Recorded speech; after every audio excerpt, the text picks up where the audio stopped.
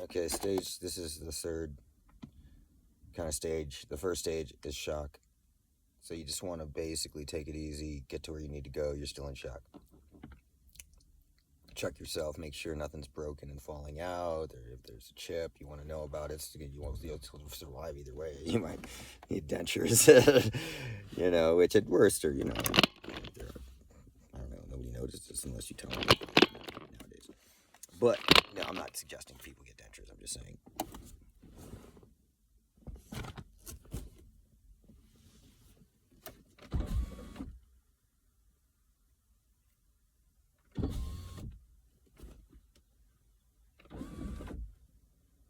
Fuck out of my car. Out.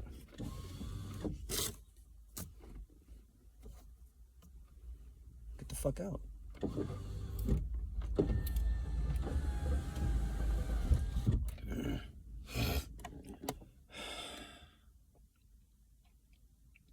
Sorry, there's a fly.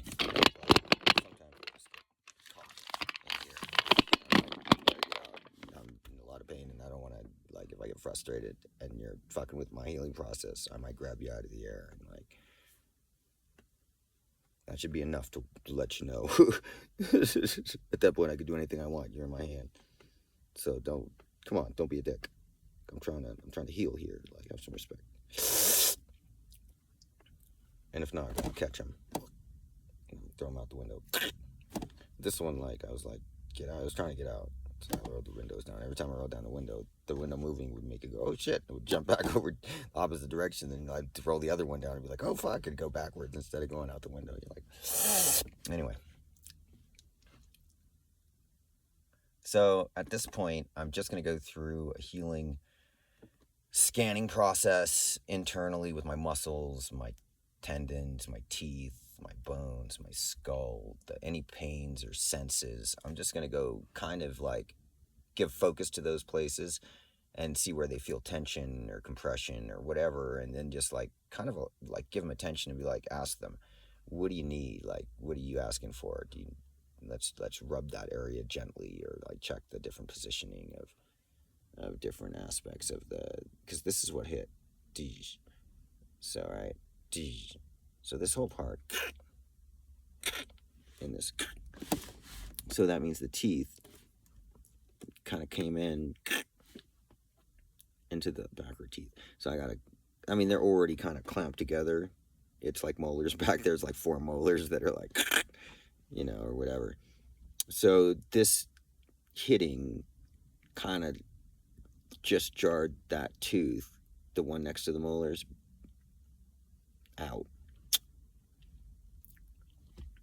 a little bit. And it was probably already in that position from growing that way mostly, but that seems to be what the molars. Different. Eye teeth. But it's still there. They're pretty fucking strong, I'll tell you. Very, very well made system of holding your fucking teeth into your head. Crazy effective, compared to shit we made.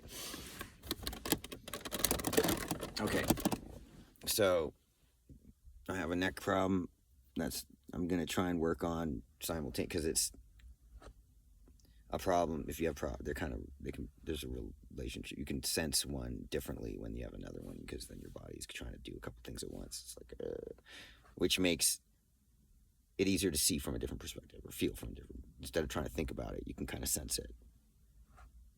There's a distinction between intense states that you can quantitatively kind of oh, that's definitely for my tooth. Oh, that's definitely for my gut. How are they different?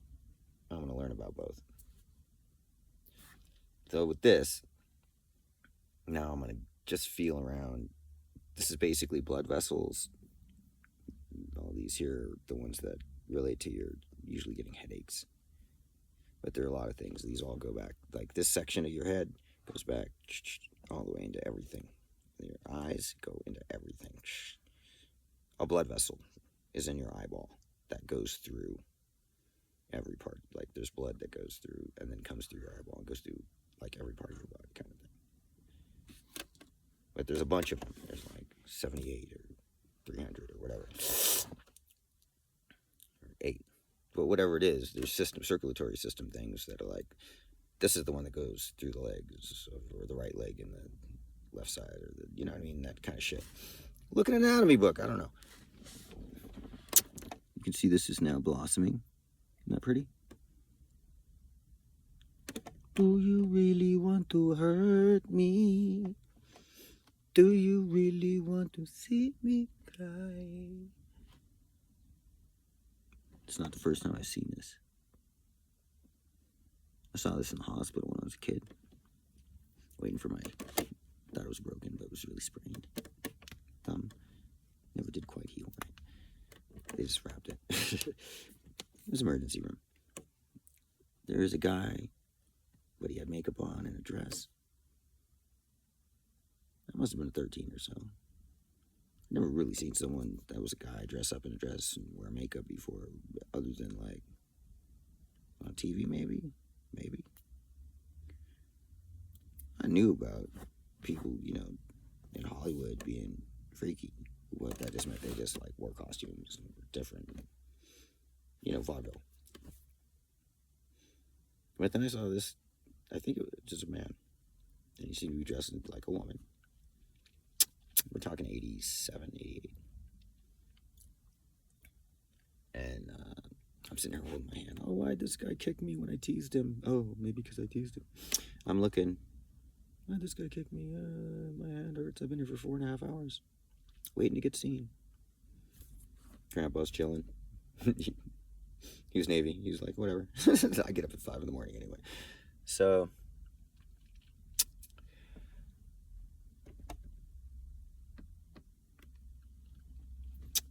about a few hours, we're sitting there. They wheel in a thing. I'm still in pain. They wheel in a cart, and there's this dude sitting on it in a dress, makeup on, and his face is worse than mine. Worse. Similar.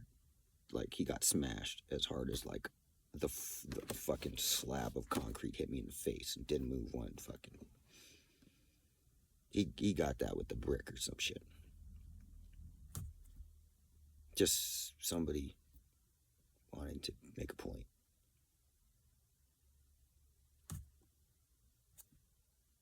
No way to tell. They didn't come back and ask for directions afterwards. Face in the brick in the face. Peace. Maybe not. Anyway, so that's what this reminds me of. People that didn't do anything and got hurt. It's different if you hit concrete. I did this to myself. I'll take it. I'm a fucking skater. That's how we roll. We invented that shit. For modern society, like of the people still living today. We invented that shit, Gen X. And actually it was the precursors of us who invented it. It was like the Tony Hawks and the Rodney Mullins and the Hossois and the Caballeros and all these people that like, Stacy Peralta, and they were like Vision, they were living a life, like it was like the Beatniks in the 60s or some shit. They lived that shit. They lived like out on porches with skateboards and longboards, and then they go surfing, and then they go skating, and then they go, and it was like in areas where, Compton's not that far away, like, you know what I mean, that kind of shit, like, it's within drive. You got a lot of places around East LA, West LA, everybody would come out to Venice. Hollywood, Burbank, rich, poor, gangster, goth, rap, or whatever. Like, everybody would come out at, like, Griffith Park, or, and I guess that was special. That was because I like to play the drums, so they had the best drum circle there. But, like, there was, in those areas, you know what I mean? Like, diaspora affected the development of West Coast different. West Coast is already, like, people can come by boat. Right, the coast. So it's a little different than if you're trapped around, like, by landlocked, by Texas and Colorado and Idaho or whatever, right? Nowhere to go. It's the same system of rules and laws and everything. You go out on the ocean, that's some different ass shit. But people can come around from like Hawaii and Washington, and they can kind of back and forth along the coast if they want.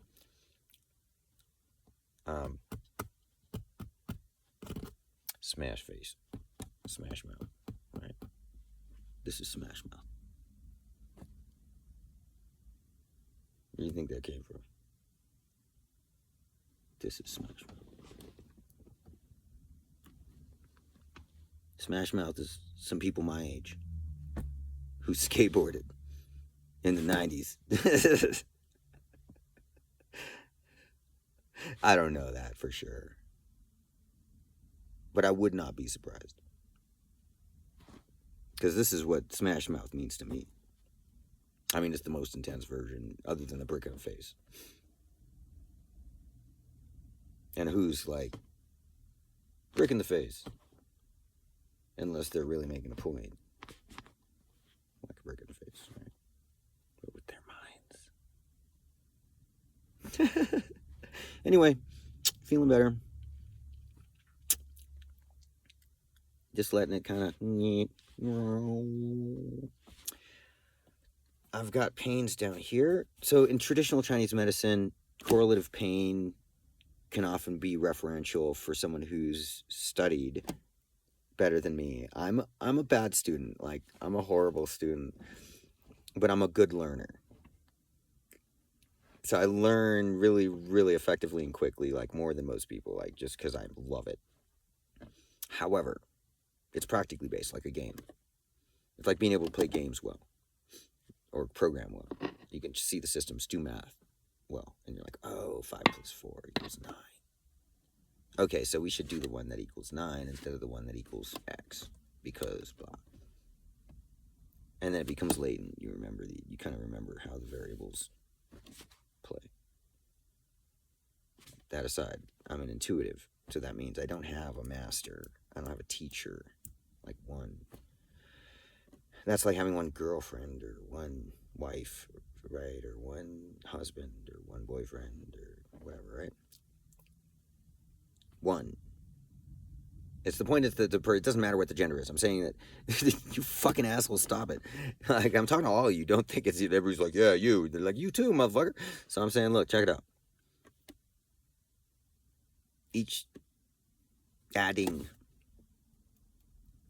like, this is the first chakra, right? We're learning about us. I'm going, oh, it's down here. And I'm going, how do I survive? Ironically, we're not allowed to learn how to survive until after we come out of our learning period. When you learn stuff like that, you're supposed to be 3, 4, 5, 6, 7 years old. And it's just latent. You remember. You don't need words. Nobody needs to tell you, really, like, you're in it. You're part of the forest. You understand how to be in the forest because you just have to. You don't have to give it words to make it valid. It's the experience of survival is the first, right? Here we're in kind of like, let's figure out how, theoretically, if we were in a natural environment, what would be great qualities to have? But none of this shit that we have to do day to day has anything to do with survival. Anything. At best, it's like a fashion show. You're trying to impress people with your unique abilities to be interesting and charming and whatever that you think is cool. And trying to lure people in and be like, hey, aren't I cool? This thing, I do this thing. You want to check it out? Want to buy my... How about... Oh, no? Okay. No, that's cool. It's nice to meet you. Anyways, I gotta go. Welcome to Santa Fe. You want to do some drugs? No? Okay. No, we're just gonna go hang out. It's just not your thing. Unless you want to do drugs. No? Oh. No, we just, Oh. Is that how this works? Yeah, kind of. Why is everything, like, connected like that?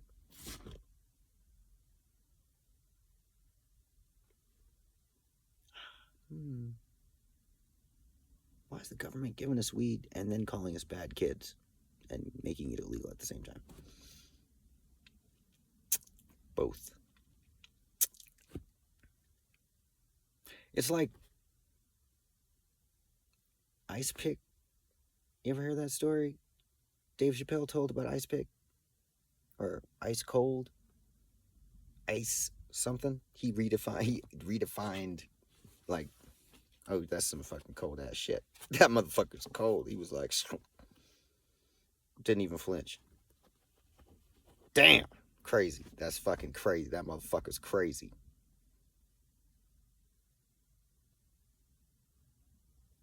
Maybe. I bet you probably shat his pants when the shit happened. But was so cool inside in terms of being not a reactive person. That he, like, shit already happened. Either I'm dead or I'm not. You can finish this drink.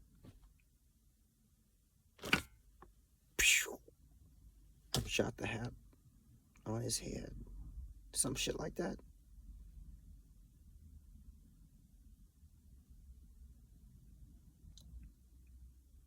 So, you know what I mean? Like, that kind of shit that's real.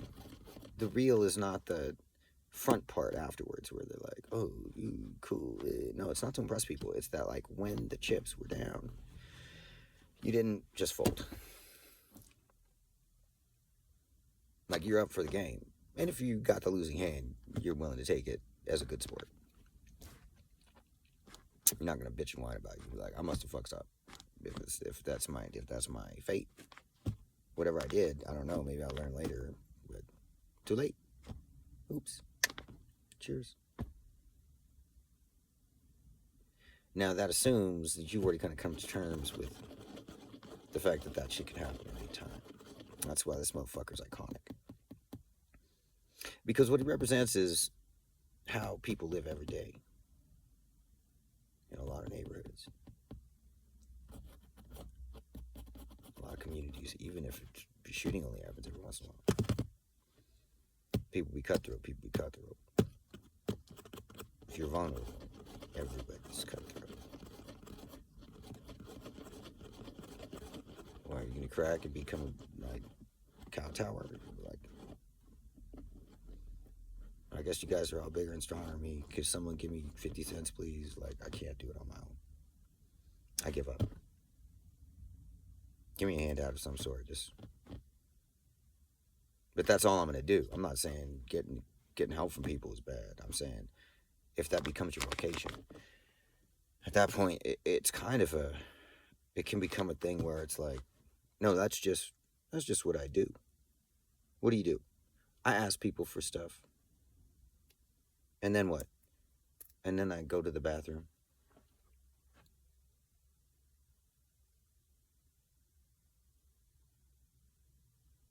Okay. That's your right to do that. That's my right to do that. So I'm going to ask you, can I have some of what you got? I'm sorry, did I owe you some money that I didn't know about? Or a favor? Did you save my life once? Have you personally done anything for me? Ever thought about me, considered me? No. Gone out of your way to help me in any way and be supportive, tell me hi? Anything? No. But the first time I talk to you, you're going to be like, can I have some shit?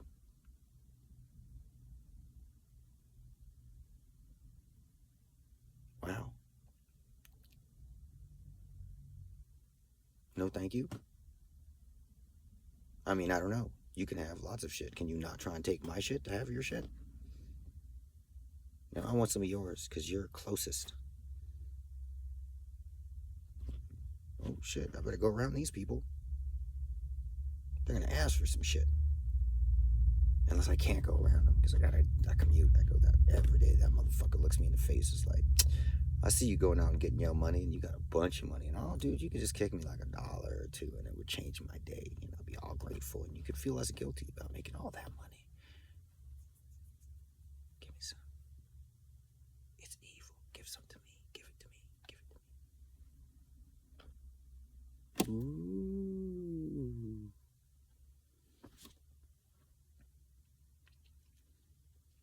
And it's a fair exchange because they're right. They're right. They're the ethical ones. They're the principled ones, whether or not you like it. The people who give up attachment to things that destroy the world more so, in terms of like building a house, that's a big footprint. Having a car, it's a big footprint. The gasoline, diesel, I have a phone, huge footprint. Like all these things. But like, I'm not saying that homeless people don't have these things, but they obviously have a lot less. So the footprint's a lot less. And then it gets down to like, I can't be carrying extra shit around and hoarding and being greedy. It's just heavy on my back, so fuck it. It's not practical.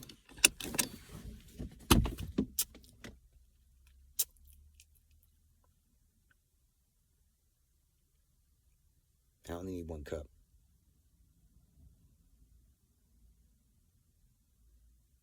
Right? To travel. Now, if I'm a traveling barter person who I'm bartering, barter stuff, maybe I'll get 2 cups and I'll have an extra that I could trade to somebody if I don't have something that I need. But that's the next economy for me. That's the now economy for me. That's the yesterday economy for me. That's the real economy. Thrift stores.